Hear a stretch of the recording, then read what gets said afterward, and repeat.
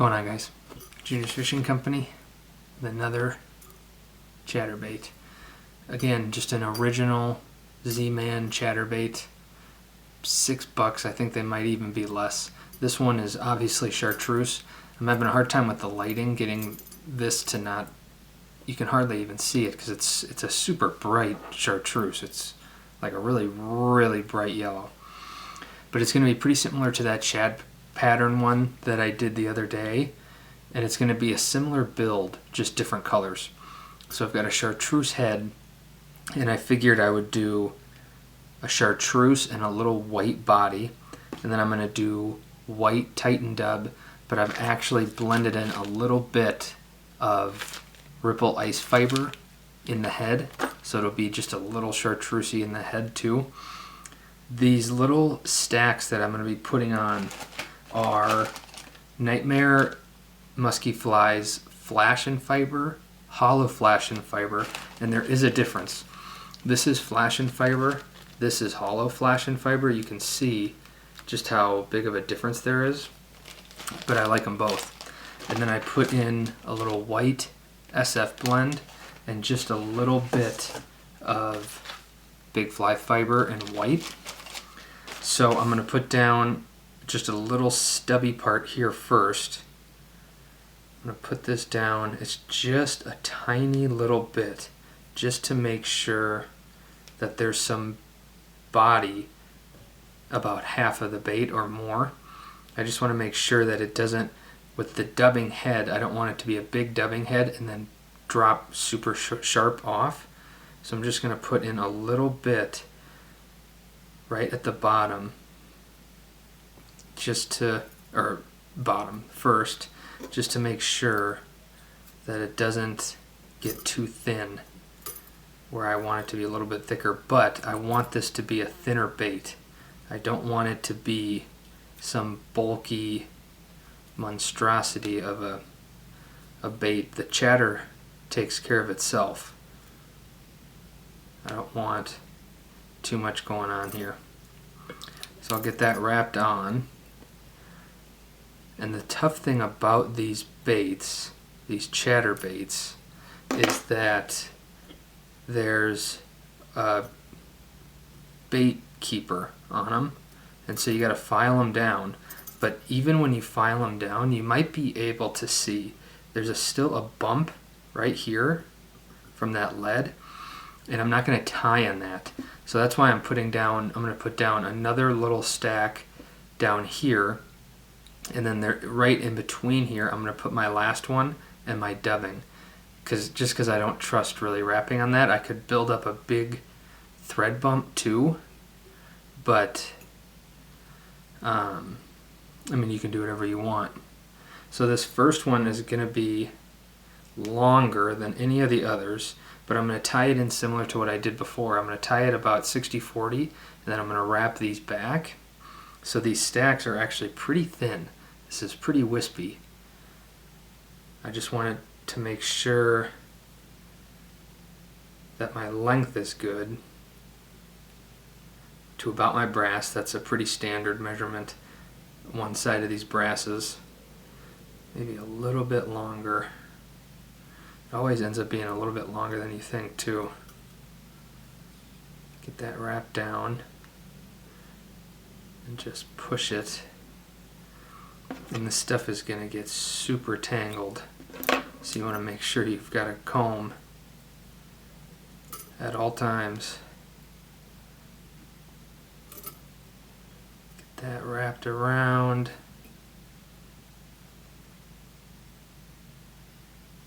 Make sure that that's good. Then I'm going to fold this back after I get a couple good wraps down. Make sure that it's kind of 360, and then I'm just going to kind of push it back with my fingers. I don't really want to trap as many fibers as I can avoid. You'll always lose a couple little stragglers. Again, this is a full synthetic bait. And then I'll just kind of wrap right on top just to keep that down. just to keep that tail down. I don't want it to be, and you can see that it's going to be a little bit thicker right here, but this whole tail is now going to be by itself. So I'm going to build my way up and just get my thread down. And this next stack is just a little bit thicker and it's shorter. So I want it to be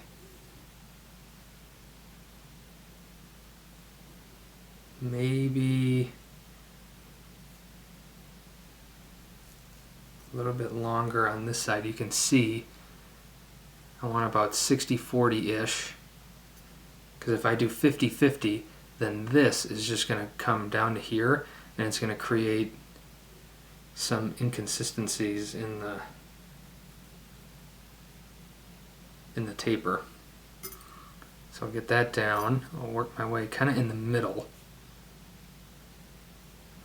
2 loose wraps. And I'm going to spread this out as much as I can. I don't need it to be perfect because this dubbing is going to hide any thin spots that I have, because this is a really thick lead body and I know that I don't have enough materials to really distribute all around it. And especially because this is chartreuse, this is really translucent. So you're going to be able to see my lead. I just want to make sure that it's at least decent enough. That looks good. Get that down. Then I'll just kind of flare that out. Get that pushed back.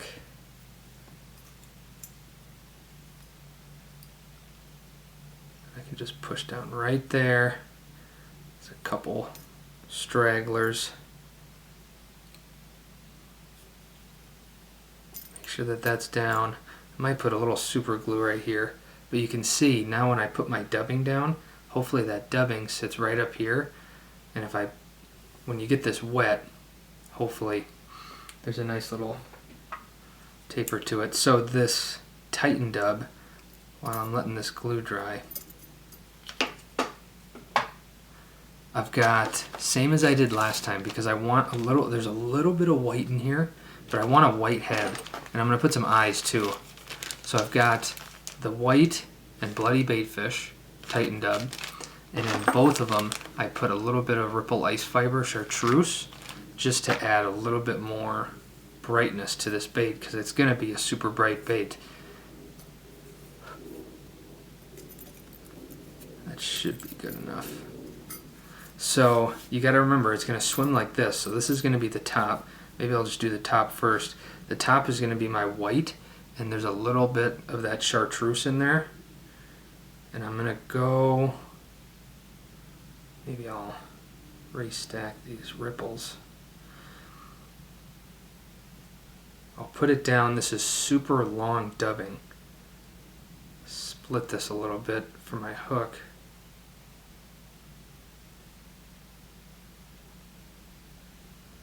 I'm going to put that down with a loose wrap. I'm going to kind of hold it and pinch down so it doesn't roll. And I'm going to cinch that down. Then I can get this kind of 50-50 on my hook. Your hook is really the only thing you have to worry about when you're putting on this dubbing. You want it to be even. This dubbing works, it's really easy to manipulate once you've got it down. So then I'll take my bloody baitfish, and there's red and chartreuse in this one. And again, I'll just go about as far down as my other one. The reason I didn't put a lot of white in the body is because this white is going to go pretty far down anyway. But it's really, I think I've said translucent a lot, but it's see-through. So this white isn't like a really, it's not like when you put black over something it's not going to just take all that color away. So I can get that cinched down, get up as far as I can. You'll lose something. Then I'm going to get this folded back. So I'll just start with this bottom part. I'm just going to kind of work my way around. Fold back my top. And I can fold them all back. And just get my thread. The really nice thing is these bumps for the skirt they work perfectly when you're trying to put those final wraps on. My clamp's not down. Because it traps your thread where you want it. So when I was doing those loose wraps like this, I just found that little bump and it just kind of sucks down in it. It's really nice. I'm just going to build up a little bit of a thread body here. So I'm going to put my eyes right over it. I've got just a little bit of flash that didn't want to go. I'm going to take a lighter first after I whip finish off. Maybe I'll try my big one.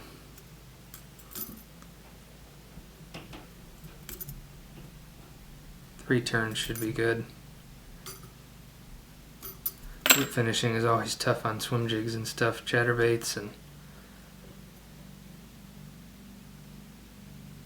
gotta be careful. So I'm going to put down my eyes. So before I put my eyes down, I want to grab a little lighter. And I'm going to push all this back. And I'm just going to touch it just a little bit to get some of that fuzz away. So my eyes sit down and I've got just a bunch of this little ripple fiber that's bugging me. So these are 3D holographic eyes, 5/16 just yellow Hareline eyes. I'm going to take my first one, and the nice thing about these is they're just circle eyes.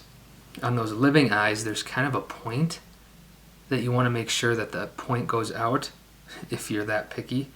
But with these, they're just pretty much stick on and go.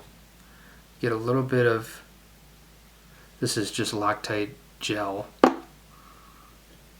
I'm going to get this pushed back, and I want it about half over. I want to definitely cover up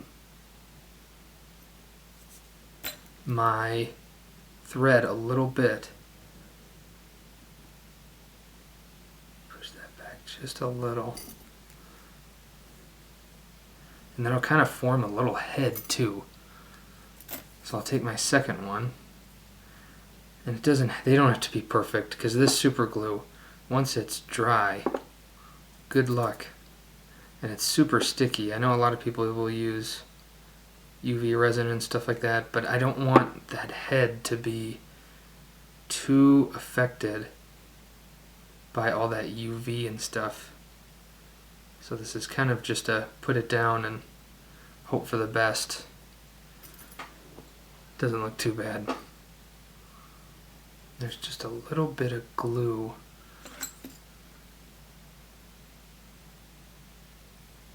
that I just want to get rid of. So again, super simple bait, super quick tie, and I just love these. I haven't combed this out yet. So these chatterbaits with this shad pattern, kind of a streamer pattern-ish a little bit, they just swim really, really well. I've tinkered a lot with chatterbaits because they're one of my, if I'm in the boat, one of my rods almost always has a chatterbait on it.